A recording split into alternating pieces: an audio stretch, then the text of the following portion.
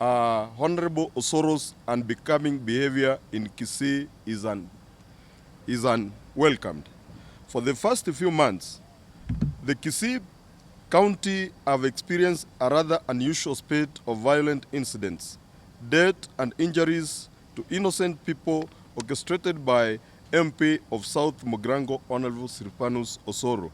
Honorable Osoro uses his position as the majority whip in the National Assembly to undermine other elected leaders, harass members of the public, and cause mayhem everywhere he goes. He unleashed terror on people even where it's not necessary, and his childish behavior is now unbecoming and unwelcome. We have noticed incidents where Honorable Osoro has directly unleashed his goons on people and public institutions. Among the goons he uses are criminals wanted for murder charges but still walk freely because they enjoy an ultimate protection from him. 2 months ago, at Nyamarambe, in his constituency, goons hired by Honorable Osoro stormed Nduru Level 4 Hospital, a facility that serves thousands of people, harassed patients and medical staff, and destroyed property worthy and surmounted amount. Some medical personnel, Dr. Mtunga and Matiko, who were trapped inside the hospital, escaped death by a whisker when the police swung into action and prevented the goons from touching the hospital. Police literally averted what could have been an ugly incident that could have even led to death. The goons were arrested and taken into police custody, but surprisingly, all of them were bailed out by Honorable Osoro after issuing threats to the helpless police officers. 3 weeks ago, non-goons who enjoyed protection from him, Osoro and with whom he posts photographs and posts in social media platform, accosted a young man, a boda operator, and hacked him to death. His mistake was just wearing an orange t-shirt that had Governor Simbarati's picture. On Tuesday this week, Honorable Osoro and his goons, who were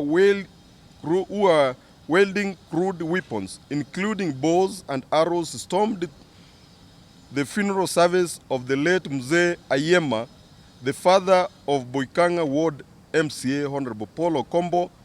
He arrived in a manner that showed he was coming for war, and with total disrespect to the old man and the over 4,000 mourners who were present, he tried to stop Governor Simba from addressing the mourners, and when this failed, his goons began hailing stones,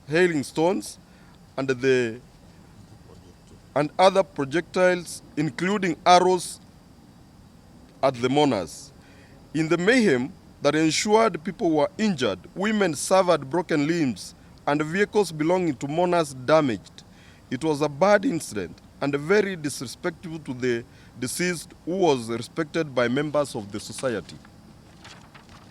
He then flew back to Nairobi on a chopper, only to be seen leading the Bunge Praise and Worship Choir at the National Prayer Breakfast, which is supposed to be a solemn event for repentance and forgiveness.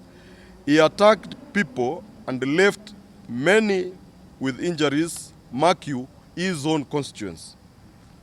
As if this was not enough, he took his uncouth behavior to police officers whose only mistake was to stop him from causing bloodbath at the funeral. He started sending intimidation texts to the area hospital, Mr. Samson Rakunga, calling him names and blaming him for interfering with his work. He threatened to have him transferred. Yes, these threats have borne fruits, and the dedicated public servant whose calling is Utumishi kwa wote has been recalled to the police headquarters without any posting. Our question is, who is protecting Honorable Osoro?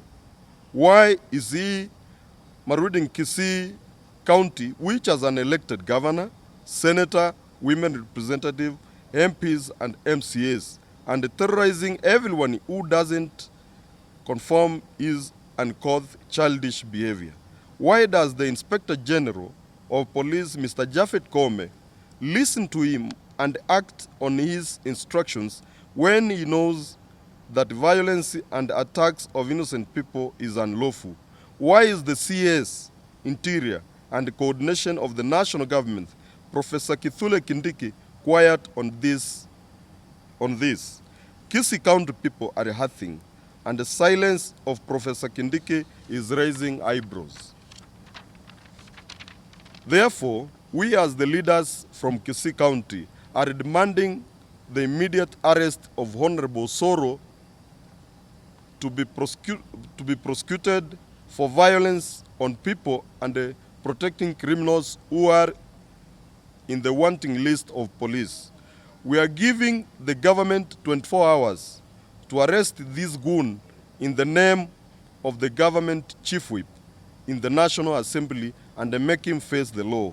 Failure to which we shall know that we are on our own and defend ourselves. If we will not have been arrested by the expire of our ultimatum, we shall present the petition to the President to have the IG Koome removed from office for abating and condoning acts of violence and crime. We also call upon the Independent Police Oversight Authority, IPOA, to defend the police officers from leaders who use their powers to intimidate and harass them. Police officers must be allowed to protect lives of wananchi and their property, and not to be used as puppets for those who seek abuse of power. To Mr. Osoro, we want to tell him power is transit. Thank you. Thank you.